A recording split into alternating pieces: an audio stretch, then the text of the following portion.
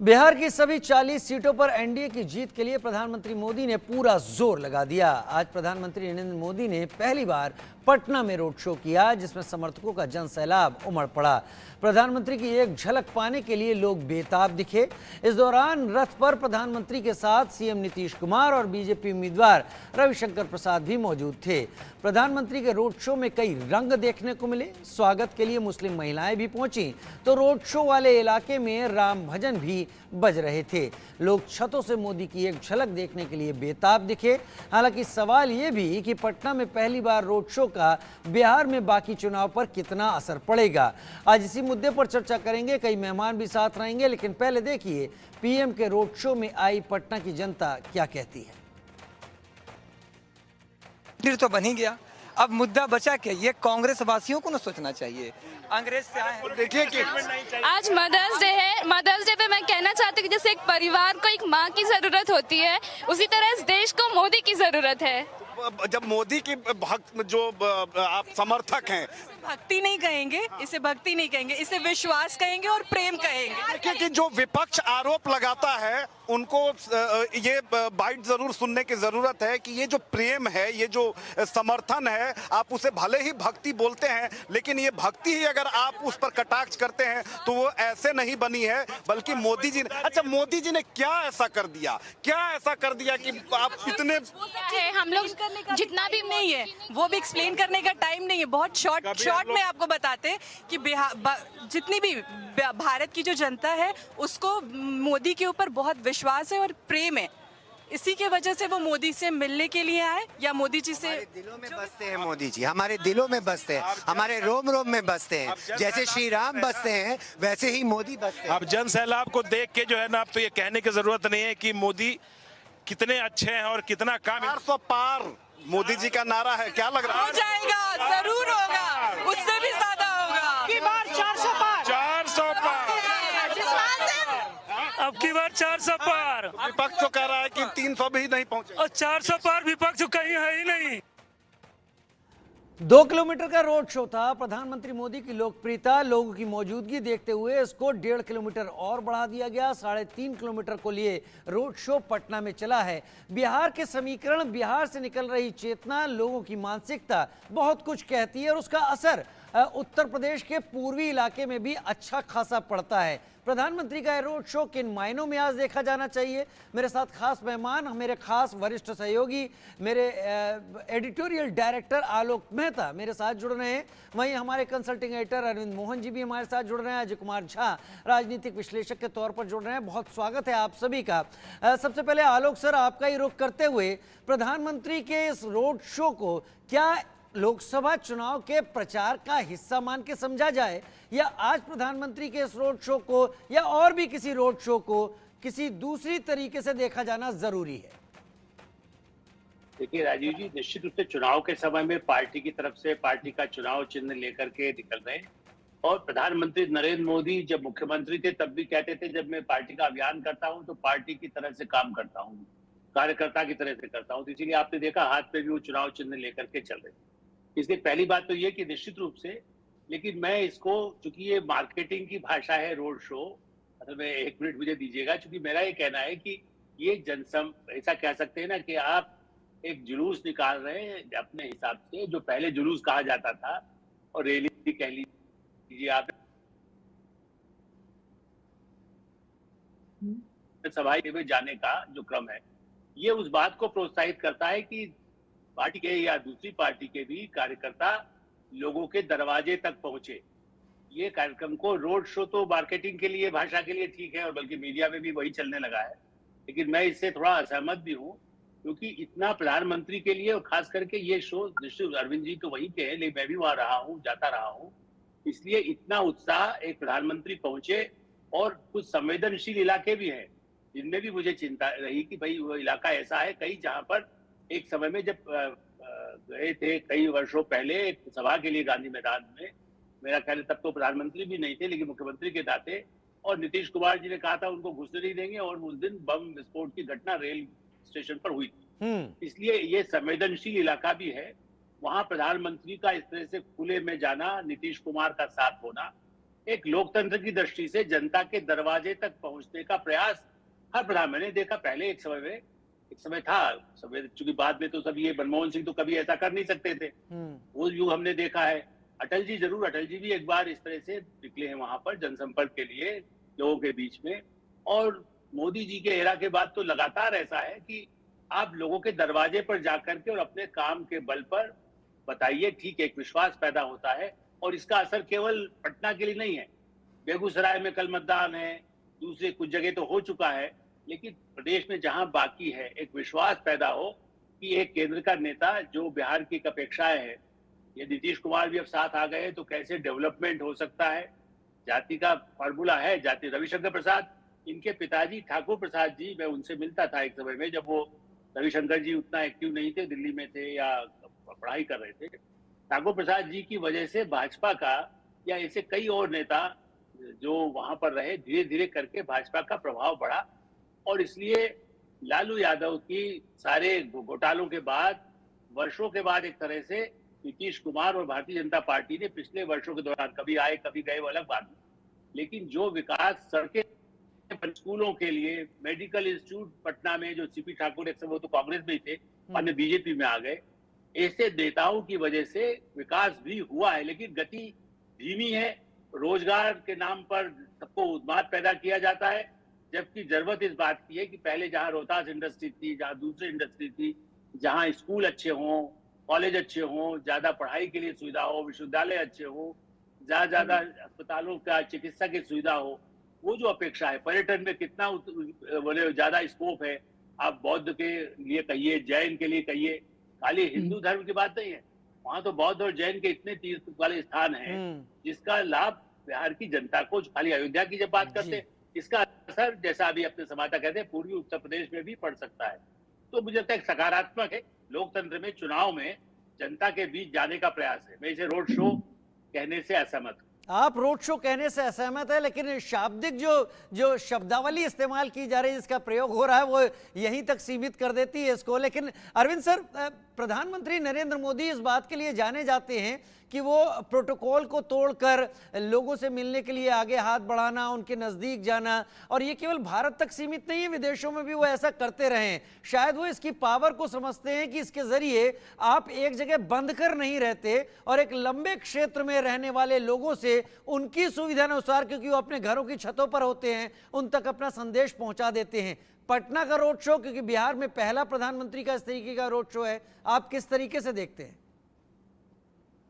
प्रधानमंत्री निश्चित रूप से सबसे बड़े कैंपेनर हैं, और सबसे बड़े, मैं बीजेपी और एनडीए के लिए नहीं कह रहा हूं, अभी मुल्क में जो पॉलिटिकल कैंपेनिंग हो रही है उसमें नरेंद्र मोदी का कोई मुकाबला नहीं है।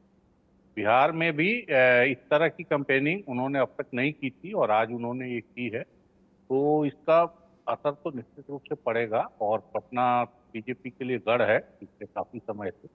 मेरे ख्याल कभी रमावतार शास्त्री जब सीपीआई के नेता थे तब सीपीआई का गढ़ होता था, उसके बाद से बीजेपी के लिए सबसे जो मजबूत सीट है वो है। तो इसलिए पटना का रोड शो आप सिर्फ पटना के हिसाब से मत, पटना में बहुत ज्यादा लड़ाई थी नहीं या है नहीं, असल मामला आसपास के इलाकों का है, और आसपास के इलाके बिहार ही नहीं, ईस्टर्न यूपी के इलाके भी हैं। तो प्रधानमंत्री, और चौथा फेज का मतलब अब रह गया कि कोई कह सकता है कि लेट आए, लेकिन अभी बिहार और यूपी का काफी चुनाव बाकी है, और अगर अभी भी वो हवा बदलती है, कई लोग, बिहार में तो 39 सीटें मिली थी 40, तो बिहार में कई लोगों का मानना है, कई क्या लगभग सब लोगों का, कि इस बार मुकाबला पहले से काफी क्लोज है। तो इसमें प्रधानमंत्री का आना और आखिरी दम तक जोर लगाना ये महत्वपूर्ण है, और ये असल में चुनाव के हिसाब से नहीं, नरेंद्र मोदी के हिसाब से भी महत्वपूर्ण। नरेंद्र मोदी कुछ ऐसे प्लेयर हैं जो विसिल बजने तक अपनी ओर से एफर्ट करते रहते हैं, वो किसी भी पॉइंट पे थक के, हार के, निराश होकर बैठने वाले नहीं हैं, अपनी तरफ से वो कोई भी कसर छोड़ते नहीं। ये खास है, और मेरे ख्याल से इस बीजेपी की जो सफलताएं हैं पिछले कुछ वर्षों में, उसमें नरेंद्र मोदी के इस नजरिए का काफी बड़ा रोल, और रोल इस मायने में भी है कि पूरी पार्टी फिर उस नजरिए को अपनाने लगी। वो लीडर हैं, तो ये नजरिया सिर्फ अब उनमें नहीं सीमित रह गया है, ये पार्टी के बाकी लोगों में भी गया है, और बिहार में तो बहुत साफ असर दिखाई दे रहा है कि बिहार में कभी नीतीश कुमार के चेहरे पर चुनाव लड़ा जाता था, बीजेपी भी चुनाव उनके चेहरे पे। आज के तारीख में हर सीट पे सिर्फ और सिर्फ नरेंद्र मोदी की, चाहे वो सीट जेडीयू का कैंडिडेट लड़ रहा हो, चाहे एलजेपी का लड़ रहा हो, चाहे आम पार्टी का लड़ रहा हो, जो भी कोई लड़ रहा है एनडीए का पार्टनर, मांग सिर्फ और सिर्फ नरेंद्र मोदी की है। और हर कैंडिडेट को लगता है कि अगर नरेंद्र मोदी आए या किसी तरह से उसकी मदद मिली तो उसकी नैया पार। इसलिए आज का रोड शो काफी महत्वपूर्ण है और देखना होगा कि इसका क्या देखना होगा इसका क्या असर पड़ता है। लेकिन आपने कहा कि नरेंद्र मोदी फैक्टर पर, उनके चेहरे पर चुनाव लड़ा जा रहा है, तो उसमें उम्मीदवार कहीं गौण हो जाता है, वो कहीं छुप सा जाता है और सब कुछ प्रधानमंत्री नरेंद्र मोदी के चेहरे पर होता है। अच्छा सर, प्रधानमंत्री नरेंद्र मोदी ने कई बार इस तरीके के रोड शो के जरिए, हालांकि अरविंद केजरीवाल भी आजकल रोड शो कर रहे हैं, उनकी पत्नी ने भी रोड शो किए, तो इसमें जनता के नजदीक जाकर अपनी बातें पहुंचाना, उससे इंटरेक्शन करना, उसको एहसास दिलाना कि हम वही हैं जो केंद्र की राजनीति में है लेकिन आपके नजदीक आ गए हैं। प्रधानमंत्री कसौटी क्या अपने नाम की रख चुके हैं इन चुनावों में? और अगर प्रधानमंत्री को कसा जा रहा है हर सीट पर, तो ये प्रधानमंत्री का रोड शो या ऐसे बाकी रोड शो बीजेपी के लिए फायदेमंद होते आपको दिखते हैं या फिर स्थिति उलट भी हो सकती है? नमस्ते। सबसे पहले मैं इस बात को कहना चाहता हूं कि मेरे विचार थोड़े से अलग ढंग से मैंने इसे एनालाइज करने की कोशिश की है। मैं उसी तरह से देखता हूं एज ए पॉलिटिकल एनालिस्ट भी। मैं जिन चीज़ों को देखता हूं उसमें मुझे ये लग रहा है कि देखिए, किसी भी ब्रांड का प्रोडक्ट, किसी भी प्रोडक्ट का ब्रांड बनने में दो बातों का ध्यान रखा जाता है। प्रोडक्ट का वैल्यू क्या है, उसकी खुद की वैल्यू क्या है, वो कितना मजबूत है, और तब आपने पब्लिसिटी कितनी की है। और इस बात को लोग भूल जा रहे हैं कि प्रधानमंत्री मोदी जी के पास सबसे बड़ी ताकत उनके प्रोडक्ट का वैल्यू में है। उन्होंने जो कुछ पिछले 10 सालों में किया है, आखिर अब सोचने वाली बात है ना, क्या जाति के नाम पर अगर इलेक्शन सचमुच लड़े जाते हैं, लड़े जरूर जाते हैं, लेकिन यहाँ मुझे थोड़ा समय देंगे। यहाँ जिस तरह से मोदी जी एक ब्रांड के रूप में उभरे और उन्होंने उसके लिए क्या, उन्होंने प्रोडक्ट को रखा लोगों के सामने। 10 साल में उन्होंने जो कुछ भी किया है, ये अब अलग अलग लोगों का अलग अलग मत हो सकता है अपने अपने विचार के तरीके से, लेकिन आखिर ये जहां भी जाते हैं इतने पॉपुलर कैसे नजर आते हैं। अब इस पर कहने वाले ये कहेंगे कि वो जाते जरूर हैं, लोग मिलते देखने के लिए उन्हें जरूर आते हैं, लेकिन वोट देंगे ये नहीं, ये कहना मुश्किल है। तो ठीक है, ये बात एक तरह से तो ठीक है, लेकिन एक बात और मानना पड़ेगा कि यहीं पर अपोजिशन थोड़ा मात खाता हुआ मुझे नजर आ रहा है, क्योंकि अपोजिशन के पास प्रोडक्ट के नाम पर आज की तारीख में मैं कह रहा हूं, मैं पहले की बात नहीं कर रहा हूं, आज की तारीख में स्ट्रेंथ क्या है अपोजिशन के पास? अगर सारी पार्टियों को मिला लें तो रीजनल लीडर्स जो हैं उनका प्रोडक्ट वैल्यू क्या है, उन्होंने क्या किया है, और ये जनता देखना चाहती है और जनता समझना चाहती है। इसीलिए वो जो कास्ट का जो बैरियर है ना, जो जिसको लेकर के हम ज़्यादा पॉलिटिकल जो एनालिसिस करने वाले मीडिया से लोग हों, एकेडमिक्स से लोग हों, कहीं से भी लोग हों, बस वो कास्ट का हिसाब लगाते रहते हैं। इतना कास्ट है तो उसको उनको आ जाएगा, उनको इस तरह से आ जाएगा। एक्चुअली ऐसा होता है, लेकिन जब प्रोडक्ट का जो वैल्यू है वो बहुत कुछ बढ़ा दिया जाता है किसी पार्टी के लीडर के द्वारा, तो उसको सुपरसीड कर देता है कास्ट फैक्टर को। सारे लोग वहाँ कास्ट फैक्टर को सुपरसीड करके नहीं निकलते हैं, लेकिन एक बहुत बड़ा हिस्सा निकल जाता है, उससे आगे चला जाता है। और नहीं तो मोदी जी कभी भी 2014 इलेक्शन भी नहीं जीत पाते भारत में, और 2019 भी नहीं जीत पाते, और आज भी चूंकि कास्ट फैक्टर उनके बहुत साथ तो जा नहीं रहा है। अब जैसे देखिए नीतीश कुमार जी की है, नीतीश कुमार जी का जो कास्ट है, सच पूछिए तो कोई बहुत ज्यादा स्ट्रेंथ तो नहीं है उसमें, 4 से 5% कुशवाहा समाज का है, लेकिन उसके कुर्मी समाज का, और उसके बावजूद भी अगर वो बिहार में एक ब्रांड बन गए हैं तो उन्होंने जो कुछ, वैसे तो उनके ऊपर बहुत सारे चार्जेस लग जाते हैं, तो इधर उधर गए, लेकिन उन्होंने तो वहां काम किया है ना, और जो काम किया है तो अपने पीरियड में काम किया है और उसका फल उनको मिला है। इसीलिए सारे पॉलिटिकल जिधर भी वो जाते हैं, लोग चाहते हैं कि उधर से छोड़ करके हमारी ओर आ जाएं, क्योंकि उन्होंने भी अपना एक प्रोडक्ट का ब्रांड वैल्यू बना लिया है बिहार के स्तर पर। तो प्रधानमंत्री की इस ब्रांड वैल्यू के चारों ओर जनता आपको इर्द गिर्द दिखती है?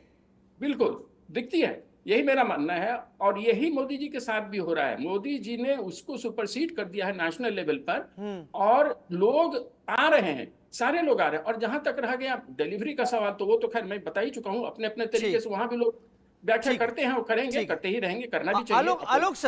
आलोक सर, मैं मुझे याद आ रहा है बयान, मैं थोड़ा सा कंफ्यूज हो रहा हूं अभी कि किसने कहा था, लेकिन प्रधानमंत्री नरेंद्र मोदी को लेकर ही जब कहा गया विपक्ष की तरफ से कि वो सारी चीजों में मार्केटिंग का इस्तेमाल करते हैं, तो बयान बीजेपी की तरफ से ये आया कि मार्केटिंग भी उसी चीज की होती है जिसमें कोई दम होता है, जिसमें कोई चीज होती है, जिसकी कोई वैल्यू होती है।